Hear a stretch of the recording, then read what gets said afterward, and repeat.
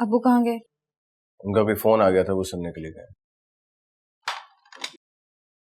आप क्यों आ गए यहाँ पर? मेरा तमाशा देखने या मेरा तमाशा बनाने? पहले ही आपकी वजह से बहुत फंस चुकी हूँ। आई एम सो सॉरी यार, मुझे बिल्कुल कुछ समझ में नहीं आया, बगैर सोचे समझे यहाँ पे आ गए। तुम्हें किसी ने कुछ कहा तो नहीं? मेरी हालत देख रहे हैं आप? अम्मी ने मारा है मुझे। वो बहुत गलत समझ रही है मुझे, और अब दुनिया की कोई भी ताकत उनकी सोच को बदल नहीं सकती। इसीलिए तो मैं यहाँ पे आया हूँ कि तुम्हारी पोजीशन में अम्मी के सामने क्लियर करूँ, सारा मामला मैं अपने ऊपर ले लूंगा।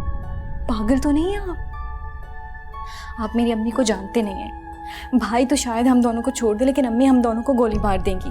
देखो, मुझे किसी की परवाह नहीं, अगर फिक्र है तो सिर्फ तुम्हारी, और मैं सब कुछ सहने के लिए भी तैयार हूँ।